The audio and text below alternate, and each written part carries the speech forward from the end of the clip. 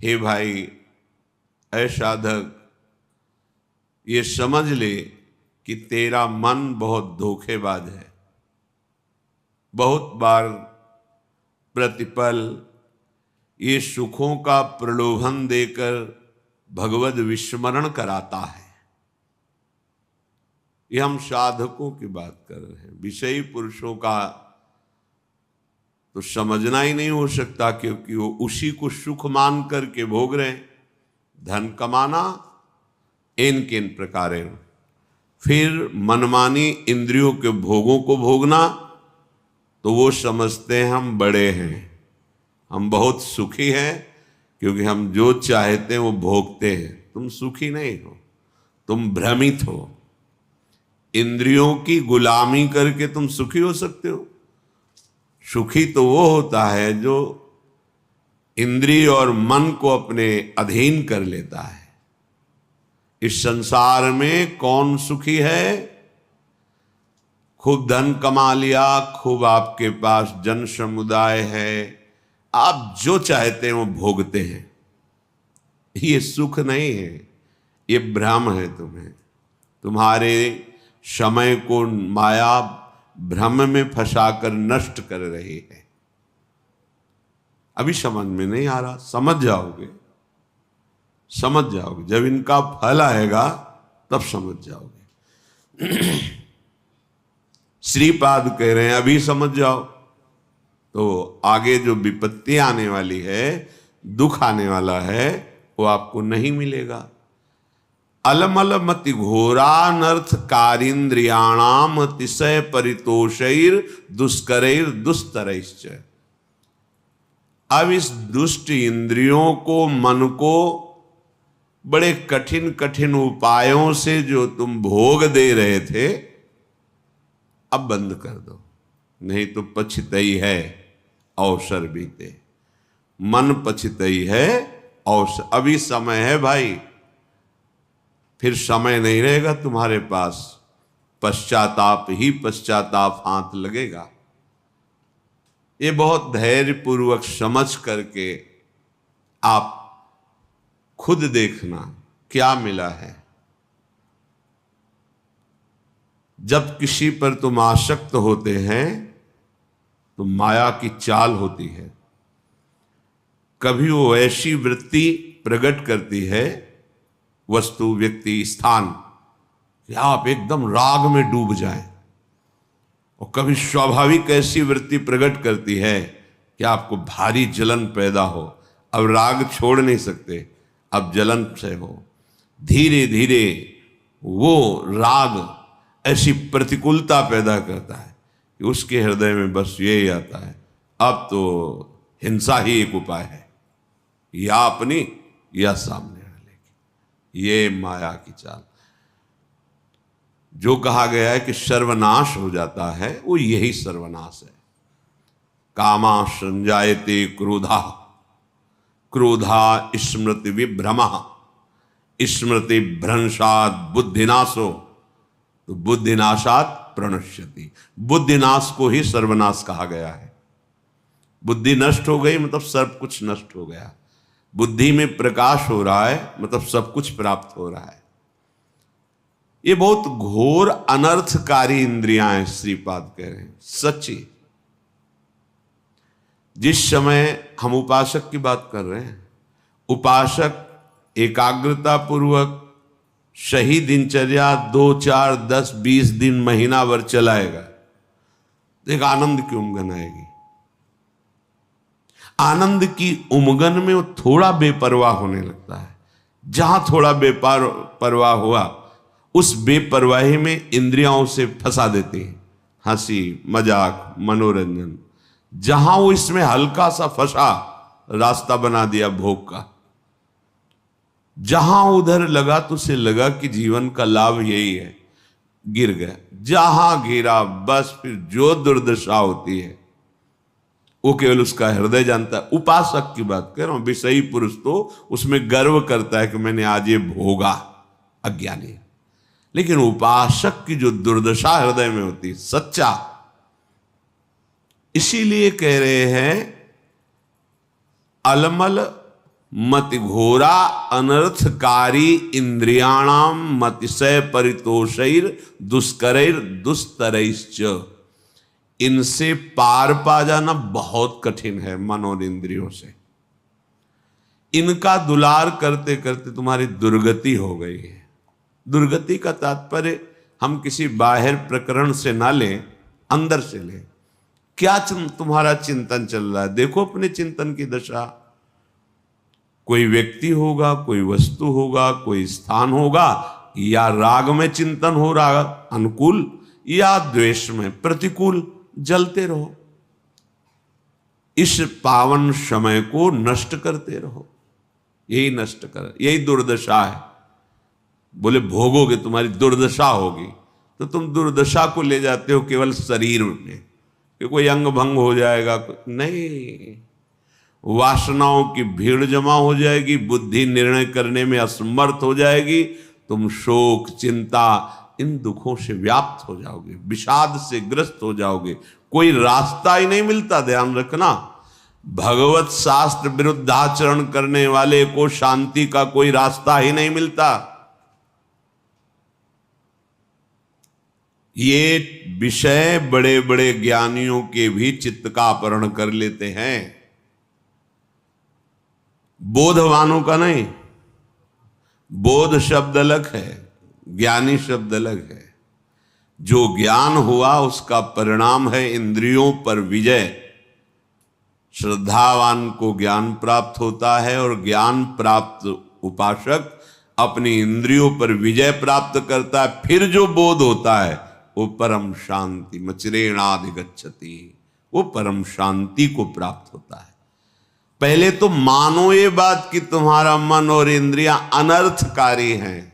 अब इंद्रियों को दुलार करना बंद करो। ये घोर अनर्थ पैदा कर देती है, घोर अनर्थ। वर्षों लगता है इंद्रियों को कब्जे करने में।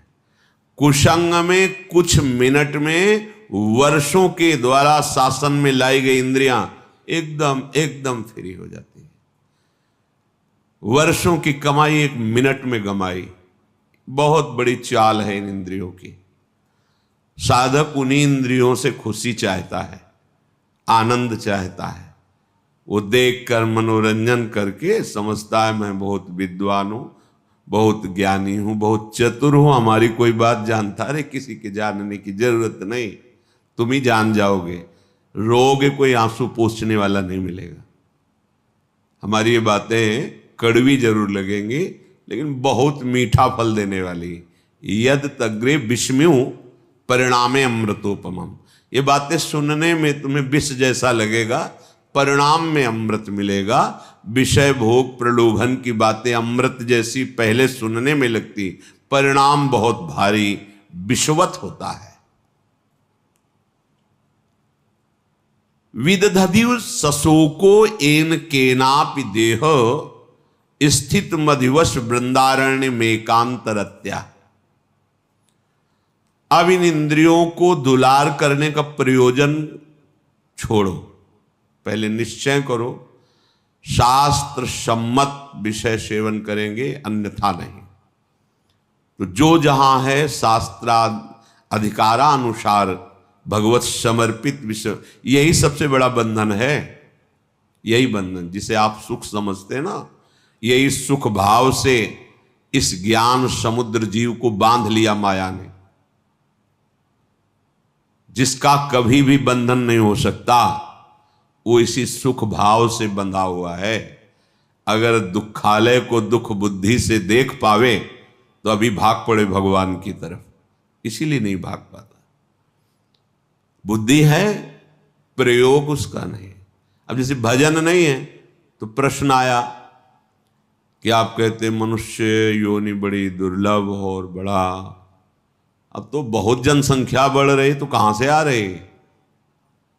तो आप जगह एक बीता देखो खोद करके, इतनी दीमक है, इतने जीव हैं कि एक जिला में जितने मनुष्य हैं उतनी हाथ दो हाथ में दीमक निकल आएगी। अब वो जब आदमी बनेंगे तब तुम्हें ज्ञान है, अनंत ब्रह्मांड है, कौन से जीव की कहां गति कैसे भेजी जा रही। कलयुग को महर्षियों ने प्रणाम किया है, ब्रह्म ऋषियों ने प्रणाम किया है। जितना लाभ आप कलयुग में वृंदावन का ले रहे हैं अन्य युगों में नहीं ले पाए। जितनी जल्दी भगवत प्राप्ति कलयुग में होती अन्य युगों में नहीं होती। 10-10 हजार वर्ष तपस्या करके जो फल प्राप्त अन्य युगों में करते थे, दाहिने पैर के अंगूठे के बल खड़े होकर दोनों हाथ उठाकर आकाश दृष्टि करके मंत्र जप कर रहे हैं, जल में खड़े होके 24 घंटे नाम कीर्तन में वो फल प्राप्त हो जाएगा। जो 10,000 वर्ष तपस्या, कलयुग बहुत प्रणाम करने योग्य है। पर आप भगवद विमुख हो जाओगे तो भ्रष्ट कर देगा, नष्ट कर देगा। तो क्या और युगों में ऐसे आचरण वाले व्यक्ति नहीं थे क्या? कम थे। ऐसे ही भगवद आचरण वाले क्या कलयुग में नहीं है क्या? कम है। बहुतायत है अधर्माचरण करने की प्रवृत्ति, बहुतायत है इसकी। अब आपको अंदर से सोचना है कि मेरा प्रयोजन इंद्रियों का दुलार करना नहीं है, अभी ठीक होने लगेगा। पर ये सोचना आचरण में उतारना होना चाहिए। नहीं सोचते तो बोलते रहते हैं वैसा नहीं करेंगे, पर वो कसम और नियम 1 मिनट लगता है तोड़ने में। इसके बाद फिर रो बैठ के क्या हो गया, ऐसा मैंने क्यों किया। फिर भी ठीक नहीं होगा, फिर 2-4-6 दिन फिर वहीं पहुंच जाओगे, फिर निराश हो जाओगे। अब तो हम चलने लायक ही नहीं भगवत मार्ग में। इसलिए प्रार्थना है, अलमल मति घोरानर्थ कारेन्द्रियाण मतिशय परितोषैर दुष्करैर दुस्तरैश्च। अब इंद्रियों के परितोष वाली बातें छोड़ो, अब इंद्रियों का पोषण मत करो। जो धर्म विरुद्ध भोग चाहती, जलना ही पड़ेगा। जलना, जलन शब्द याद कर लो। ये जलन तभी होती है जैसे कोई भी साधक विचलित है, मेरा मन नहीं लग रहा, मुझे बहुत परेशानी हो रही, ऐसा वैसा। गलत कर रहे हो, जांच लो, जांच लो। गलत चिंतन है, गलत आचरण है, नहीं तो अभी प्रारंभ में ही मस्ती प्रारंभ हो जाएगी। वो एक अध्यात्म की जो जलन पाप नष्ट करने वाली, वो मन बुद्धि चित्त इनको शीतलता प्रदान करती है।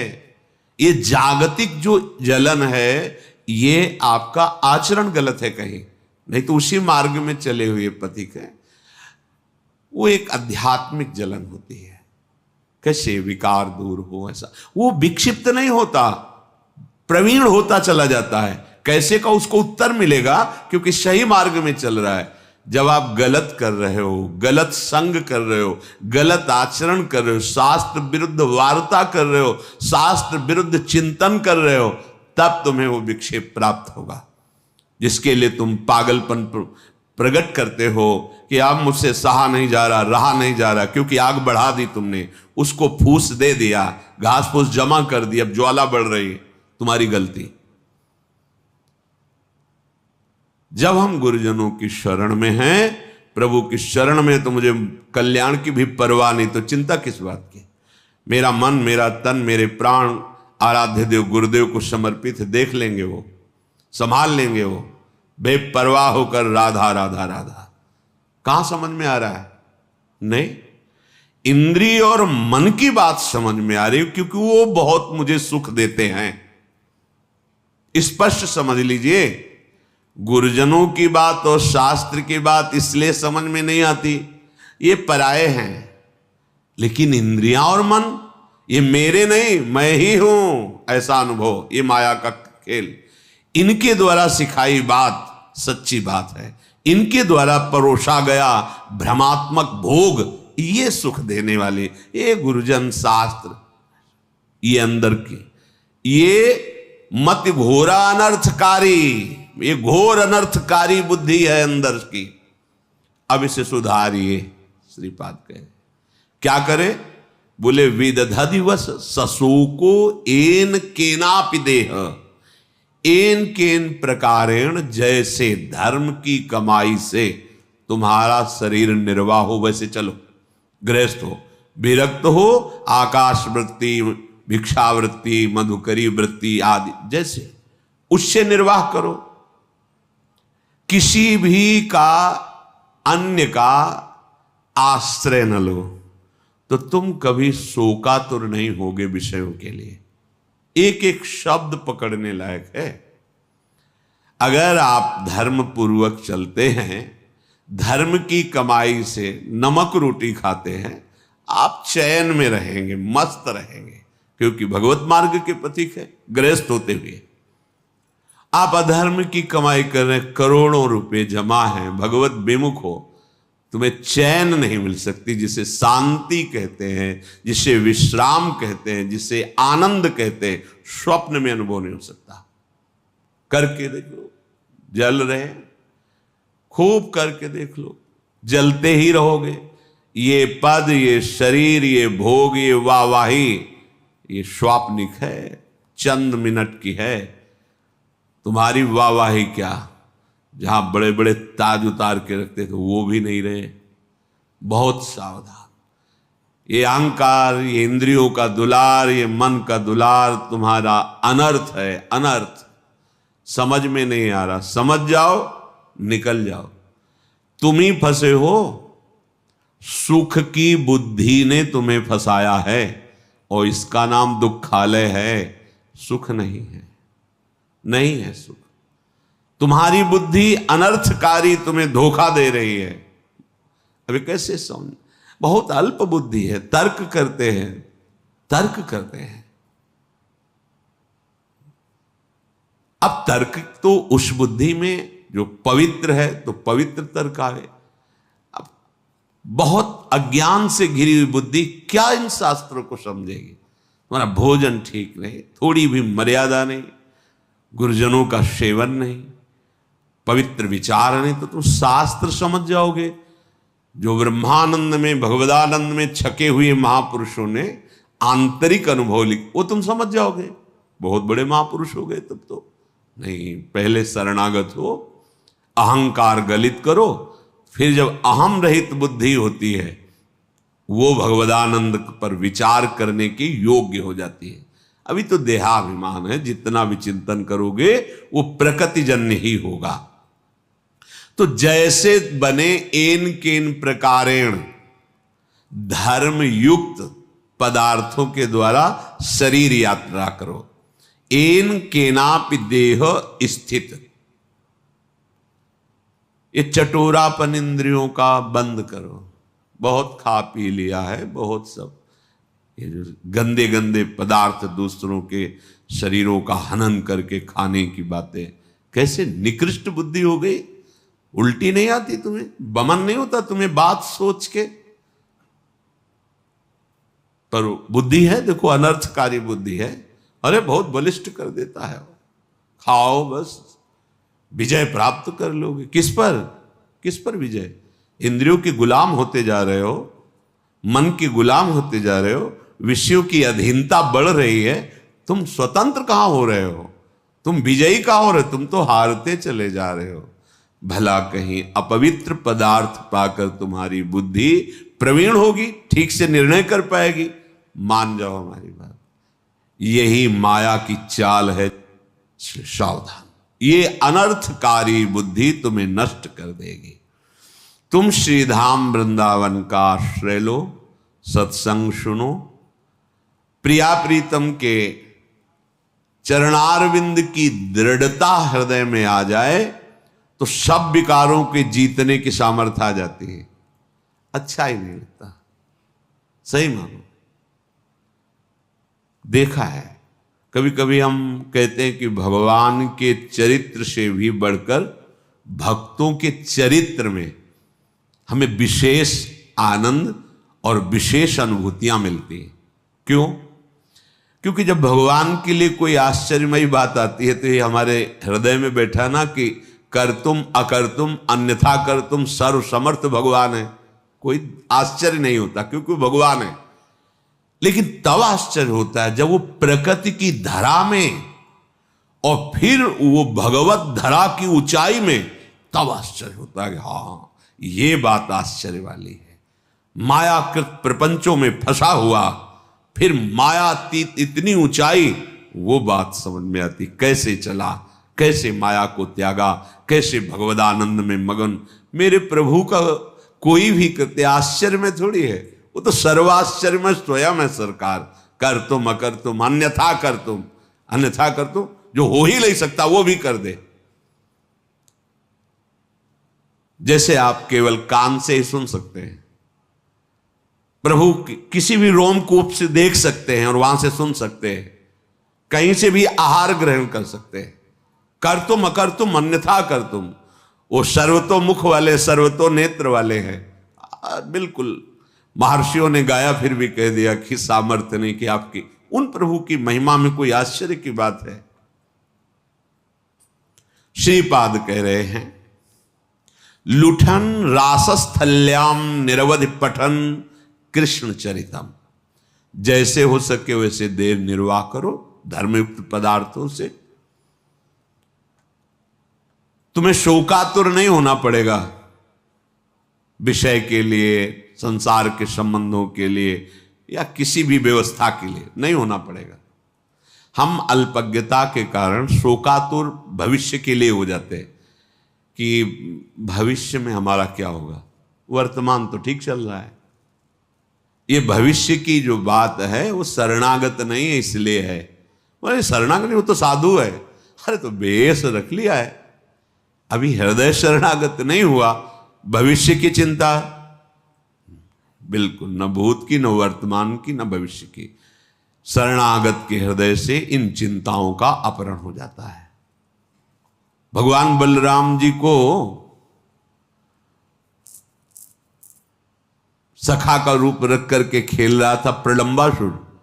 देखा श्री कृष्ण तो बड़े चतुर हैं, इनको प्रवीण हैं, इनको खेल में फंसा के ले जाना बड़ा कठिन। तो बलराम जी को उसने अपनी पीठ में लाद लिया।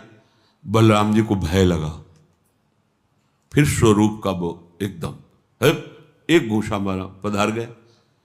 तत्कालिक तो भय लगा ना कि असुर अपहरण कर रहा है, ऐसे कितना भी हो तत्कालिक, अभी कोई बड़ी जोर की आवाज हो, ऐसे सब हो जाए, वो तत्कालिक विचार जब विवेक से करे तो उसे काटा जाता है।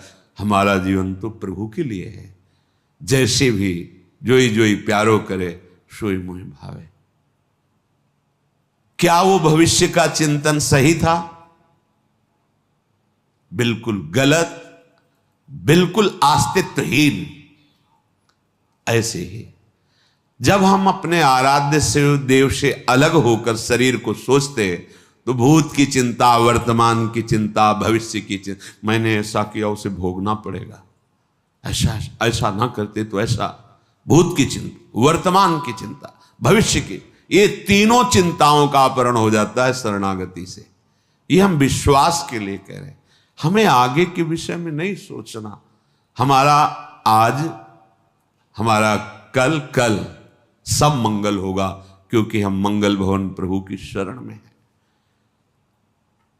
तुम्हें शोक प्राप्त नहीं होगा, ये बहुत विश्वास की बात। जैसे वृद्ध शरीर, आप वृंदावन वास कर रहे हैं, आपको लग रहा है कि अब घर जाना पड़ेगा, कोई हमारी सेवा, जाना पड़ेगा। घर है आपके, घर ना है, घर वाले, जाना पड़ेगा। और जिनके है ही नहीं, घर वाले ही प्रिया प्रीतम, वृंदावनी घर है, जाए तो कहां, जाऊं कहां तज चरण तुम्हारे, कोई ठौर ही नहीं। तो हमने ऐसे देखा है, ऐसे एक भी शिष्य नहीं जीवन में बनाया था, एक भी रुपया नहीं था, परम किंचन संत, तो अपने कई लोग सेवा में प्रेरित किए गए भगवत प्रेरणा से। तो इस समय उनका स्नान होता, जानते हो कैसे स्नान होता था? जैसे माँ बच्चे को गोद में लेती, एक साधु गोद में लेके बैठता था और एक अनुकूल जल के द्वारा स्नान कराया, तो दूसरे के हृदय में जल्दी तुम हटो, हम सेवा, वो शरीर पोछा, तीसरा लंगोटी लिए खड़ा है, लंगोटी पहनाया, सजा के बैठाल दिया, तिलक लगा के 1 बजे तक माला जप रहे। ऐसे हाथ में सौंच, ऐसे कौन करवा रहा है? वो जिनका कोई आश्रय नहीं प्रभु के सिवा, उनकी बात कह रहा हूं। ऐसे अगर आपका भरोसा है ना, परिवार है, घर है, जहां है वहां जाना पड़े। जब है ही नहीं तो फिर जो है वो विविध रूप धारण करके सेवा करते। इसलिए विश्वास को कभी मत टालो, विश्वास को मत हिलने दो। हमारा भविष्य में क्या होगा, अगर ये चिंता है तो अभी शरणागत तुम नहीं हो।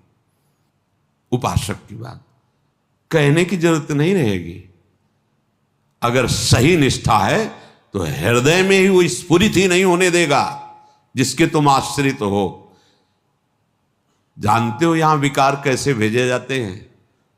तुम्हारी विवेक बुद्धि की परीक्षा और बल निरीक्षण करने के लिए ऐसे तुम्हें छोड़ दिया गया, और बिल्कुल तैनात खड़ा है वो, कहीं भी तुम्हारे ऊपर अटैक नहीं हो सकता। पर तुम कैसे बचाव कर सकते हो, कैसे निकल सकते हो? अगर प्रवीणता है तो ठीक, अगर रो दिए तो वो दृश्य नहीं रहेगा भय वाला। जब वो उपस्थित है तब, और अनुपस्थिति में तो आएगा ही नहीं। तुम सोचते क्या हो? जो आराध्य देव है, जो गुरु तत्व है, वो वहीं बैठा रहेगा जहां से स्फुरित होता है, वहीं दबा देगा। प्रश्न की जरूरत ही नहीं पड़ेगी, पुकारने की जरूरत ही नहीं पड़ेगी, तुम शरणागत हो। पर वो अल्पज्ञता होने के कारण हम प्रकट को तो महत्व देते हैं और बाद के लिए सोचते हैं जब अप्रकट हो गए तो कैसे चलेगा। नहीं, आप देखना, प्रकट से ज्यादा सानिध्य अप्रकट में रहता है। अब भी प्रकट में आप हमारे पास कितनी देर रहते हैं, लेकिन आप हमारे वचन, हमारे आराध्य देव का नाम और मंत्र जप कर रहे हैं तो हर समय आप हमारे सानिध्य में अनुभव कीजिए। अगर आप ऐसा करते हैं तो आपको अनुभव में आएगा।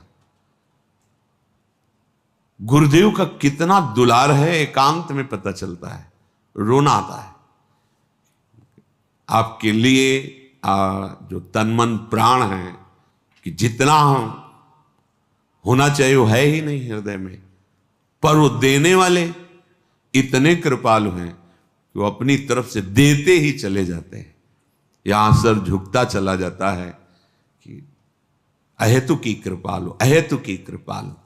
प्रगट सानिध्य और अप्रकट सानिध्य, इन दोनों में अगर देखा जाए तो अप्रकट सानिध्य में विशेष कृपा का अनुभव है, क्योंकि उनके वचन, उनका चिंतन, उनके द्वारा दिया हुआ नाम मंत्र हर समय उनके सानिध्य का अनुभव कराता है। अगर ये नहीं तो प्रकट सानिध्य में रहते हुए भी आप अनुभव नहीं कर पाएंगे प्रकट सानिध्य के सुख का, निर्भयता का, शांति का, आनंद का। इन किन प्रकार जैसे वैसे आप शरीर का निर्वाह करते हुए शोक रहित होइए। इतना बड़ा मार्ग मिल गया है, फिर भी आप लालायित हैं कि आपको भोग नहीं मिल रहे, आपका मनोरंजन नहीं हो रहा, आपको कोई वस्तु की चाह समझ में नहीं आ रहा। अभी आपको जो मिलने के लिए घसीटा गया है, उसके लिए भारी भारी तपस्याएं करके भी वो फल नहीं प्राप्त कर पाए।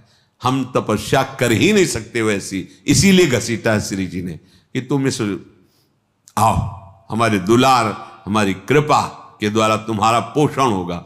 फिर तुम क्यों चिंता करते हो? क्या तुमने ऐसी तपस्या की, साधना की, संकल्प किया, तब ये पदवी प्राप्त की जो आज हो जहां? नहीं, तुम जानते भी नहीं हो तो घसीटा ना तुम्हें। तो जब इतना घसीट लिया तो आगे के लिए वो छोड़ थोड़ी देंगे। इनका स्वभाव एक बार जिसे पकड़ लिया उसे कभी छोड़ते नहीं। तो तुम भविष्य की चिंता रहित होकर, शोक रहित होकर के लुठन रासस्थल्याम निरवधि पठन कृष्ण चरितम, ये रास भूमि है वृंदावन, यहां लौटो, रज लगने दो शरीर में, और पठन कृष्ण चरितम, बहुत सावधानी से ये लिखा गया कृष्ण चरितम। जब आप भगवत चरित्र गाते हैं तो प्रिया जो बहुत प्रसन्न होती है। इधर राम चरितमानस में रामचंद्र गुण बरने लागा, सुनते सीता कर दुख। बड़े उच्च स्वर से भगवन नाम भगवत चरित्र यद गोविंद कथा सुधा रस हृदय। अगर मेरा हृदय गोविंद के नाम में, कथा में, तो उसका भाव यह है कि हमारी महारानी जी के प्राण प्रीतम बहुत सुख मिलता है। इसलिए कि इस रास स्थली में कृष्ण चरितम रटन हा राधा कृष्णेति, हा राधा हा कृष्ण प्रतिपद मटश्चापि परितः। तो त्रुटन नाना ग्रंथि स्फुटद मलभावो श्रुनिभैर नटन गायन वृंदावन मति महान पंकिलयति। आह, रास स्थली वृंदावन की रज का सेवन और प्रभु श्री कृष्ण के नाम का उच्चारण। जब हम वल्लभ, बहुत प्रिय नाम है प्यारी जी को, वल्लभ माने प्राण प्यारे, ये धाम है। जब हम प्रभु का नाम लेते तो प्यारी जो मुस्कुराती, प्यारी जू का नाम लेते तो प्यारे जो मुस्कुराते, प्यारे जो प्रसन्न होते तो प्यारी जू के चरणों में प्रीति प्रदान करते, प्यारी जो प्रसन्न होती तो प्रीतम के चरणों में। ये दोनों एक ही है। कभी हा राधा, कभी हा श्याम हा श्याम।